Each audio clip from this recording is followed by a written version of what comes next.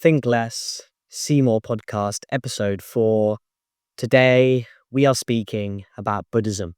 In episode 3, we spoke about the nature of the human mind and how our inability to stop thinking is at the source of much of the conflict and confusion that we experience today.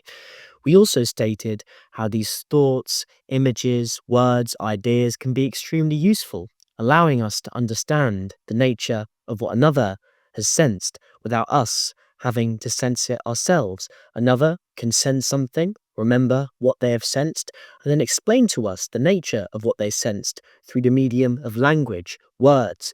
We can then listen to those words, and that in combination with the knowledge inside our own minds, which allows us to understand what those words represent, can then allow us to have insight into the nature of what they sensed without us having to sense it ourselves. It's like the menu. When you sit down for dinner, you have a menu with images and words on it which explain to you what the food's going to be like, and that can be amazing, helping you make an informed decision.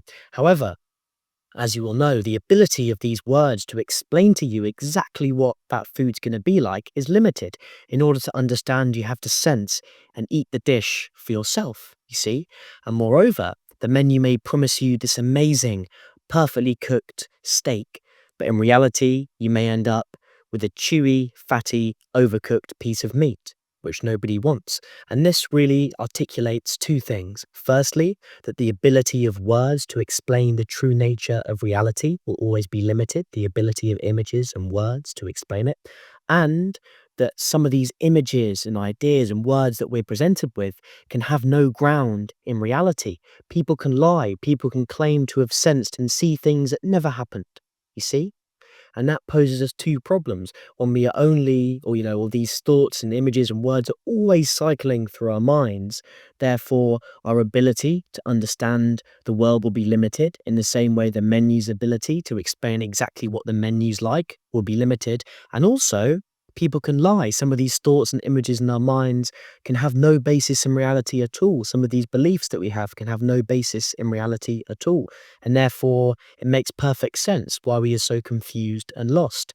And someone who saw this and saw the limited nature of thought when it comes to explaining the true nature of reality was the Buddha. The Buddha was a man who lived around the 5th century BCE. And we're going to speak about Buddhism and a little bit about what the Buddha taught, kind of in relationship to what we've been speaking about so far, speaking about what the Buddha did, what he saw, and why there was basically a religion or a philosophy created about him. And really going to link that back to how you can listen to this, understand this, and how you can use these insights to help you in your own life. So, what the Buddha did was he lived in a palace and he was like a prince. And he left the palace and saw that people outside the palace were suffering deeply. And he decided that he wanted to do something about this suffering. So he sat under a tree. And what he realized as he sat under this tree and as he contemplated was that this suffering that was present in them, if he wanted to alleviate that suffering, he could only help them with that if it was possible to alleviate the suffering within himself. So he sat down and contemplated the nature of this suffering, and he saw that some of this suffering was arising from just plain negative things, such as feelings of anger or being betrayed or feelings of jealousy.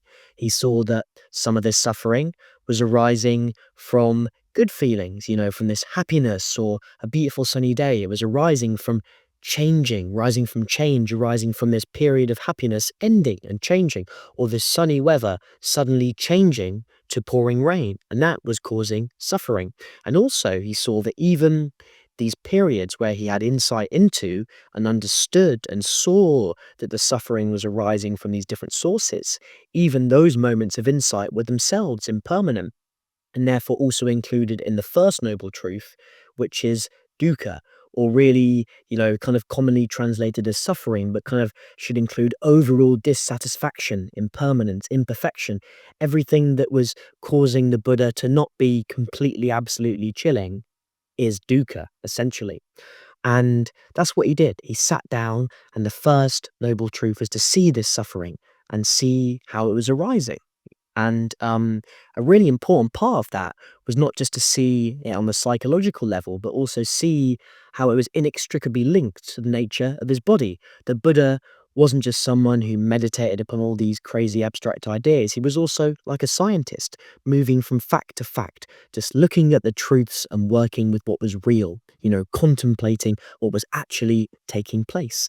And therefore, in order to understand how this suffering was arising in himself, he also had to understand himself and the nature of his body, you see?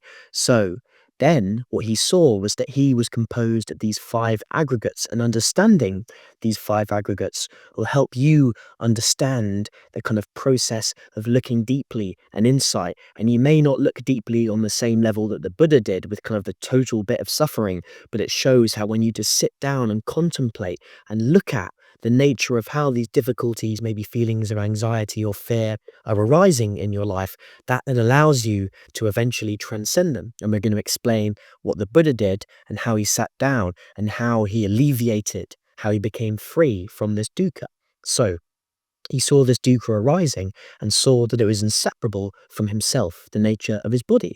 So he looked deeply into the nature of his body and he saw that he was composed of these five aggregates. The first one was that there was just matter, there was the object of his body and the various objects of matter around him, like trees, table, this and that, etc.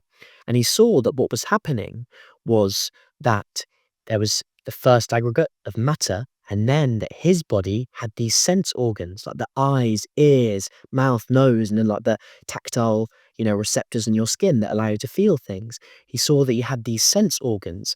And when these sense organs contacted the sensory objects, for example, light could bounce off a tree and then enter his eye, and that would then produce sensation, you see. So the first aggregate was that there was matter, and then the second aggregate was then sensation. His body had these sense organs that were able to contact these sense objects and lead to sensation, with these positive, negative, and neutral sensations that were produced, you see. And this was what his body was doing. There was matter, there were his sense organs that were then sensing this, leading to sensation, you see. And then there was perception. As these sensations, we now understand when these sensations would then reach the brain, that would then lead to the third aggregate that the Buddha saw. He saw that there was matter, sensation, and then perception. So, for example, that is recognizing the object. So there could be light that would bounce off the object of the tree. That light would then enter the sense organ of the eye. That sensation would then be led to the brain and processed, leading to the perception and recognition of that object, of that as the tree, recognizing that sensation and perception as the tree, you see? So there's the object, there's the sensation, and then there's the recognition of that object in the form of perception, you see? And that's the first three aggregates. The Buddha simply saw, hey, if I'm looking deeply into the nature of this suffering and seeing how it's arising, I'm seeing that it's arising actually because what's happening, my body's doing this. It's sensing things. Then there's the perception, the recognition of the objects that it's sensing in the mind. And then he saw that based on the memory, based on all these perceptions, we go through our life, based on all of the different things that we perceive and learn and experience, that then leads to the manifestation of these mental formations. So the Buddha also saw these thoughts, ideas, and emotions, you see?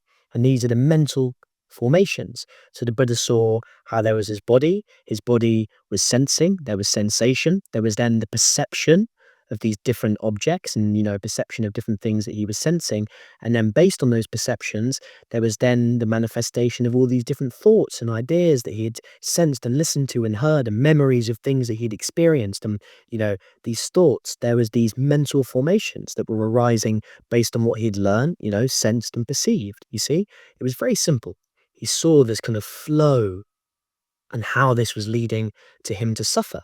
And it wasn't just, the fact that this was happening that was leading him to suffer. It was more specifically, there was this one kind of, one like facet of these mental formations, one, category that was causing him or was the most tangible source of his suffering.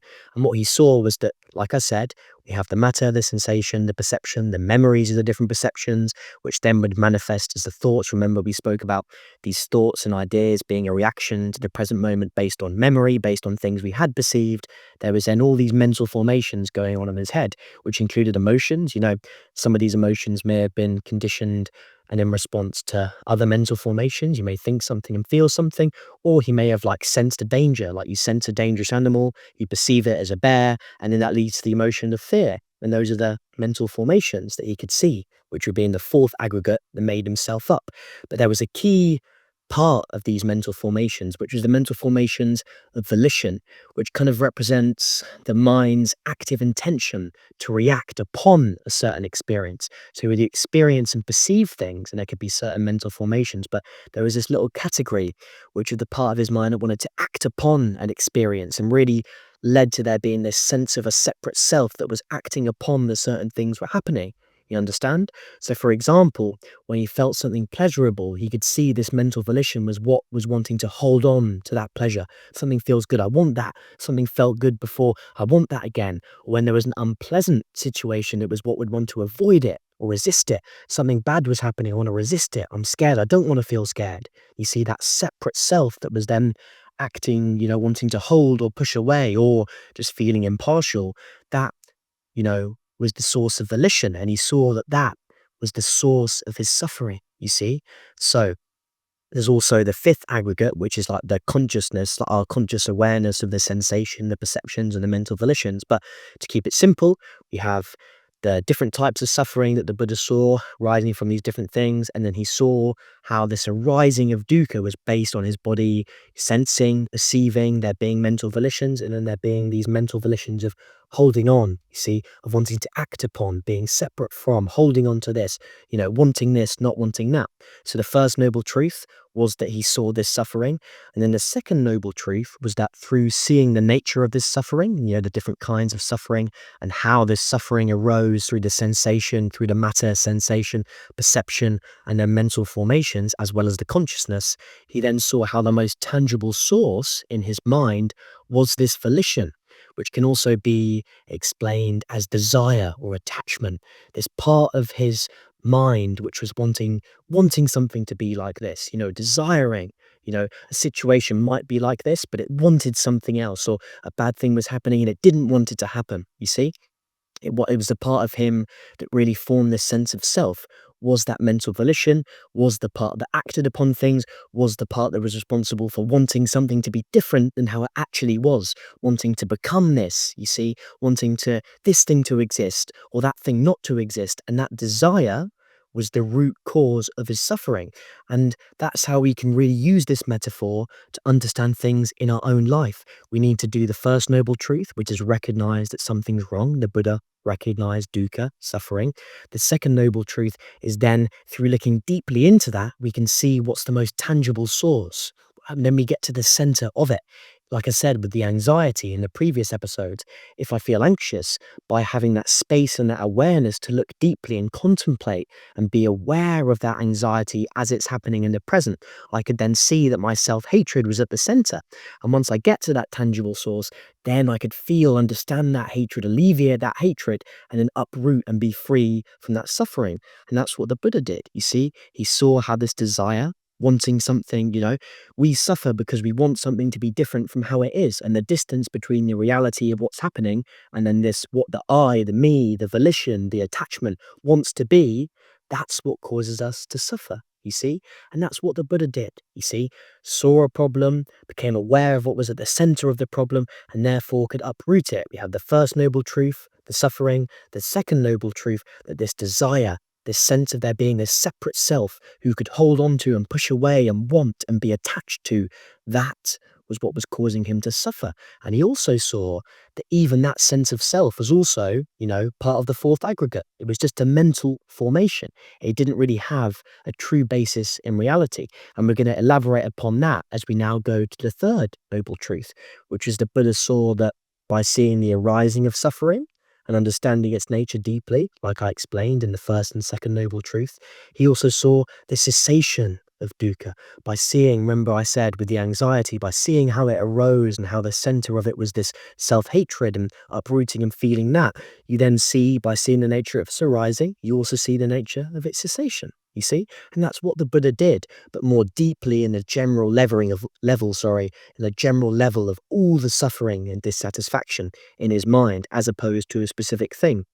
But we can kind of begin to focus on specific things to then get to the bigger picture when we have more, energy and space and insight and wisdom. But I will continue with the explanation because now the Buddha got to the point where he was now, through seeing that suffering, we were getting towards the cessation of suffering, which moves towards the third noble truth, which is that there is this ultimate freedom, this nirvana, this kind of state of absolute detachment, freedom, love, no clinging, that sense of desire is gone, you see, because he found what was at the center, this desire, this sense of self, this me who clings, who wants this, who doesn't want that.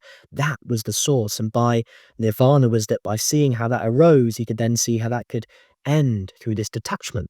And the way that the Buddha got to this freedom and this detachment was through seeing the reality of impermanence. So remember how I said wanting this to be like that, wanting that to not be like that, and being attached to it was causing him to suffer.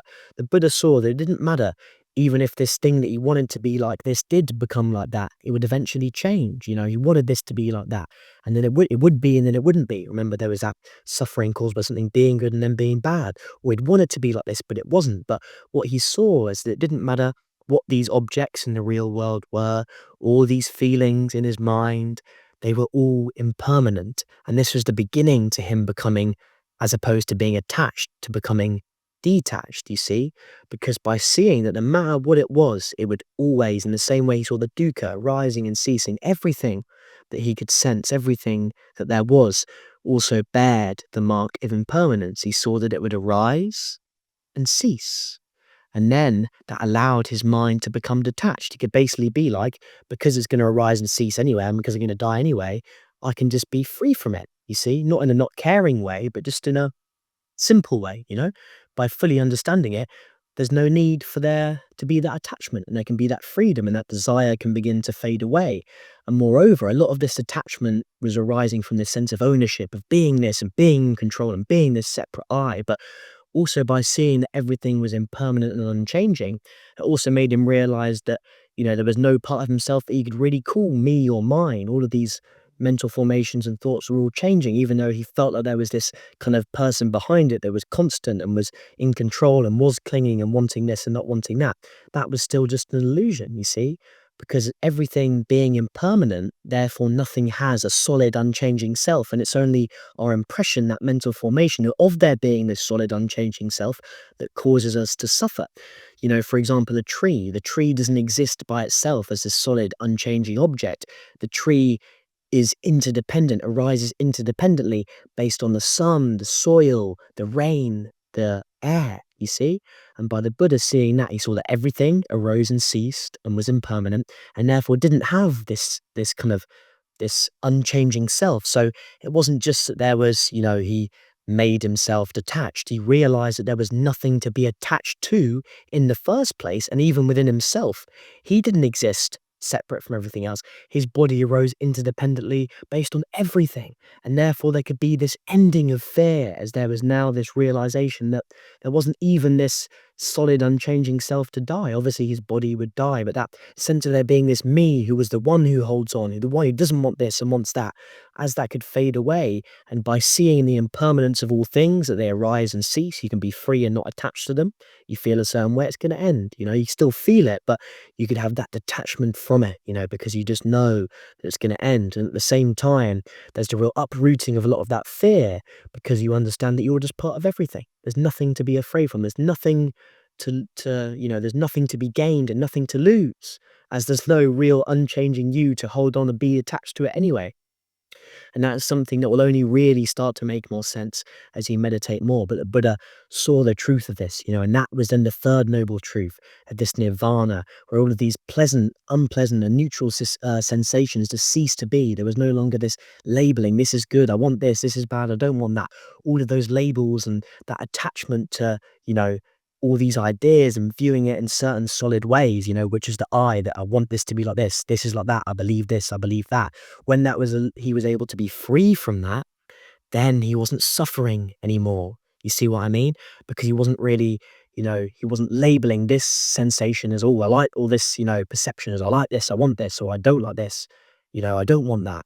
because there wasn't that labeling, there was these neutral, unpleasant, this division between all these things was fading away. In the same way, his division between himself and the world around him was fading away. Then there was just compassion, oneness, understanding of the totality, and therefore freedom from the kind of ups and downs of there being pleasant and unpleasant, to seeing it all as part of the bigger picture. He saw that, yeah, everything was impermanent. There's no unchanging self, and therefore his mind was detached, which left him with this pure equanimity, which allowed him then, with this energy that he got from not being attached to things and worrying and trying to control and grabbing this and hold on, he could let go, stop clinging, not be anxious, not be attached, and had so much more energy to achieve these high spiritual states. But then he realized even further, even these kind of spiritual states were themselves conditioned and were mental creations. And then he willed nothing at all, you know, not willing to become anything or to destroy what he was, not mentally creating anything, utter silence, no clinging, no anxiety. He was completely calm, not bound to anything, seeing that all things would arise and cease. And then there was this enlightenment, this nirvana, which was beyond cause and effect, you see. And that is what the Buddha taught, that it was possible through being aware of the nature of suffering to see what's at its center, for then it to cease. And then he outlined the fourth noble truth, which is the path, things like right understanding, right mindfulness, and ethical living, which we'll speak about in episode 5. But you see the beauty of what the Buddha taught. He taught that just through human effort alone, we can understand the nature of ourselves and be free from this suffering and this clinging, and this agony of living that we have created, that it is possible. Not that he could do it for you, but he could show the way, outline a path, speak about it, explain it, and live that reality himself and be free. And that is really what we're speaking about, that it's possible for these difficulties in your life and these struggles with your mental health, you can overcome them if you generate the space, you see, and the wisdom and the energy to look deeply, understand their nature, see what's at the source, and you can see the arising, see the cessation, and be detached, free, have equanimity, and eventually work towards the point where you can begin to think less and see more. And that is really how the teachings of the Buddha relate to this podcast and what we're talking about. And I think, that is a really beautiful thing. There's a lot of amazing Buddhist literature and books and everything by various authors, such as Thich Nhat Hanh, and a book called What the Buddha Taught, which explains everything that I've explained in more detail. So what you can do is listen to this. And also, if you liked this episode about Buddhism, you can kind of read further and explore about it more, because we need two parts. We need to learn about it, understand it, listen to others, be, helped by others, but also the Buddha also stated that you have to do it yourself, you see, in order to get to what's at the center of your suffering and understand these things that I've spoken about. You need to sit down and face the reality of it yourself, see what's at the center yourself. I'm just telling you that it's possible to be free, but you have to act upon that possibility. And really, these teachings and things that people say can really help you, but the Buddha also explained an amazing story, which is that these teachings are like planks of wood that you can use to build a boat to cross the river of suffering. But when you get to the other side, you need to leave the boat behind. You see, these teachings can be useful, but don't get too attached to the teachings. You still need to figure it out yourself. And once you've used these teachings to help you, you can then get to that true freedom. You need to even leave them behind, And we're just saying and speaking about how it's possible to take this meditation and take your mental health to a level that you couldn't even imagine, where there is this complete freedom, no clinging, not bound to anything, not even the teachings that help you not be bound to other things. And, that part there is quite complicated, maybe for people who are a bit further down the line, but you see what we're speaking about. We're speaking about how there are many different ways of speaking about, explaining, and helping you learn how to think less and see more. And that is why we spoke about Buddhism today, and we'll speak about, the path that the Buddha laid out and the concept of non-self in episode 5. But for now, this has been episode 4. I hope you have a wonderful day and can begin to find out how to think less and see more. Thank you for listening.